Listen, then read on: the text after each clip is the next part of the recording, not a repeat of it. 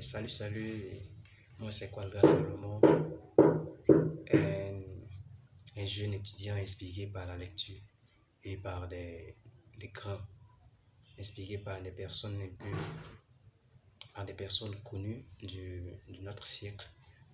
Vraiment, je suis beaucoup de formations en ligne. Voilà, pour ne pas dire les écrits, je les suis, les documents, je les suis, mais pas assez.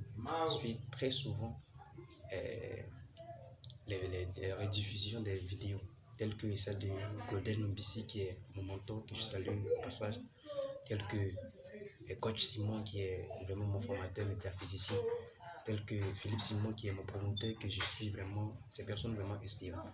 Et ce matin, j'ai lu un document de Coach Simon qui m'a beaucoup plu, qui parle de la cohésion et en fait le pouvoir de s'éduquer. Le pouvoir de s'éduquer, il faut continuellement travailler sur sa personnalité. Travailler sur sa personnalité. Et si c'est l'argent qui est la majorité, tu peux avoir de l'argent. Mais lorsque un intervieweur va venir t'interviewer, la première question qu'il va te poser, c'est simplement sur ton argent. Et j'ai eu la chance de l'étudier. Et pour lui, dans le document, j'étais surpris de voir que les 11 premiers processus de la richesse n'ont rien à voir avec de l'argent. Nous devons travailler sur notre spiritualité, travailler sur, comment on appelle, la cohésion, travailler sur des humains, travailler pour avoir certaines valeurs qui n'ont rien à voir avec l'argent. Actuellement, je suis en bonne santé. Et ça, c'est grâce à cette bouquin que je lis que j'ai pu voir cette bénédiction que j'avais, cette richesse que j'avais. Je ne savais pas que j'avais toute cette richesse. Pour moi, la richesse de l'argent, la richesse des biens matériels, de la maison, du plaisir. Mais en lisant ce bouquin, j'ai compris que la richesse n'avait rien à voir avec l'argent. L'argent, c'est le dernier, c'est le 12e principe. C'est-à-dire, il faut avoir beaucoup de choses avant l'argent. Celui-là, je peux citer la santé, je peux citer la cohésion, je peux citer de se connaître soi-même, de connaître ses aïeux. Nous avons compris que même dans la Bible, toutes personnes qui ont été décrites par la Bible ont parlé de leurs grands-parents, ont parlé de leurs parents. Mais nous, Africains, jeunesse d'aujourd'hui, nous sommes stupides. Nous sommes à un point où nous ne voulons même pas exposer nos parents. Pour eux, nos parents ne sont pas représentatifs, donc pour cela, on ne doit pas les représenter.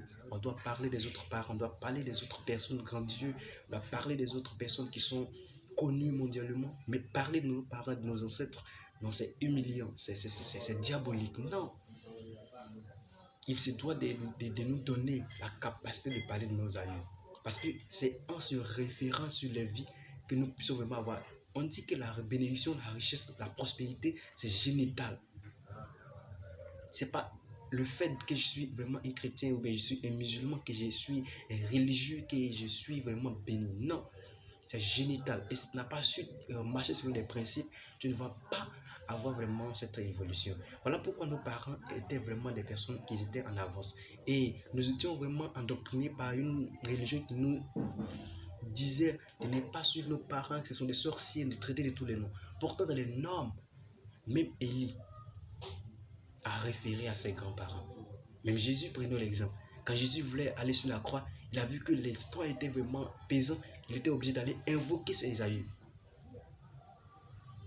Question, pourquoi lui qui était Dieu, lui qui était quelqu'un de supérieur, mais pourquoi il est allé invoquer ses aïeux? C'est parce qu'en se référant sur leur vie, il gagne vraiment une vie paisible et une révélation et un chemin bien tracé.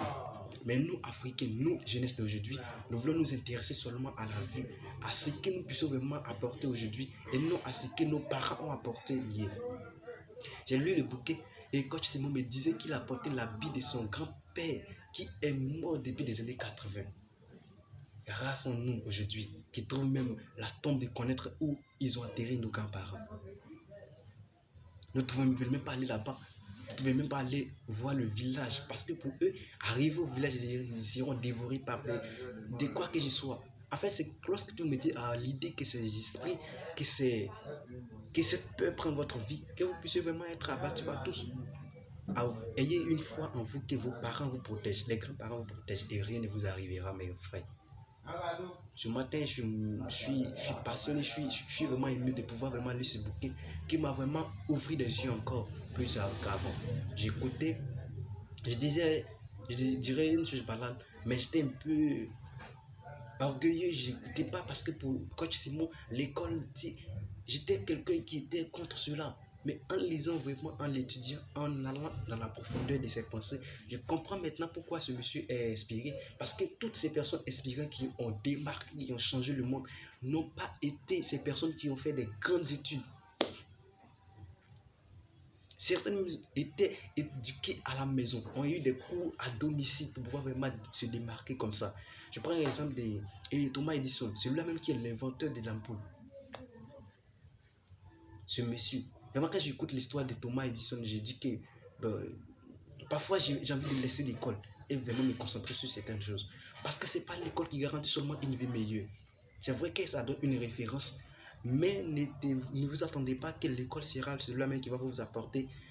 Parce que là-bas, on vous prive de certaines jouissances, on vous prive de certaines richesses, on vous donne un confort, un programme à suivre. Pourtant, le monde n'est pas un programme.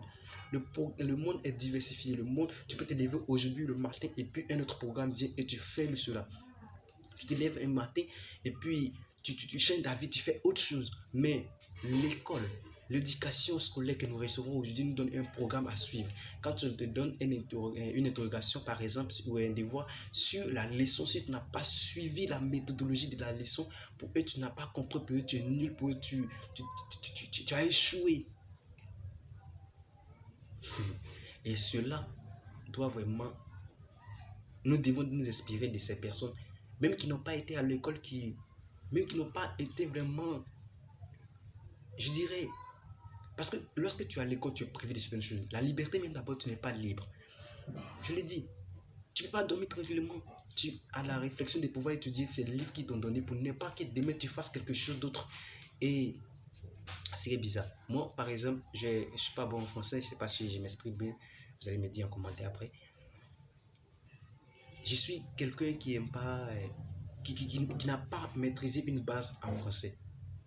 Parce que j'aimais beaucoup les chiffres. J'aimais beaucoup les chiffres. Donc, histoire des Français, je ne m'étais pas vraiment consacré à ça, même depuis l'école primaire.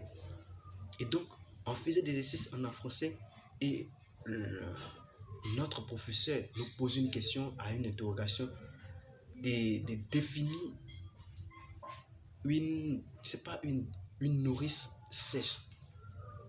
Une nourrice sèche. Vraiment, vous allez me donner une définition, mais je ne sais pas comment on le dit, mais à notre sens, une nourrice sèche. Mais j'ai réfléchi. J'ai dit, mais je vais dire quoi? Une nourrice incapable d'allaiter. Je ne sais pas, j'ai fait des tournures en matière. Et finalement, j'ai mis quelque chose qui va vraiment vous faire rire aussi. J'ai mis une nourrice stérile. Parce que je ne comprends pas comment une nourrice peut être sèche. Et expliqué en français. Et puis, ils ont donné la définition inconfort qu'on devait respecter. J'étais surpris. Je dis, ah bon? J'ai mis une nourrice stérile. Mais gars, mais j'ai été traité de tous les noms. Ils ont pris ma feuille. Et c'est une maîtrise, je ne dirai pas son nom, mais elle a pris ma feuille et elle a lu mon nom. Elle dit, mais c'est quel élève ça là? Nul. Tu n'es pas digne d'être ici. Tu devais être à l'école primaire. Comment un élève peut mettre, on lui demande une nourrice sèche et lui met une nourrice stérile? J'ai été déçu de moi-même. Mais je comprends. Tout cela, c'est pour nous fortifier en fait. Et c'est ce qu'on doit vraiment nous. Dans les normes, lorsqu'il m'a dit cela, je suis revenu à la maison, j'ai eu la chance de pouvoir vraiment consulter un livre. J'ai des documents, par exemple, que je lis, par exemple. Voilà, donc j'ai pris un document que je vais vous montrer, qui est très, très, une vérité sur l'Afrique. Voilà un document, voilà, sur l'Afrique. On dit la vérité sur les Hébreux noirs d'Afrique. D'un pasteur africain ivoirien nommé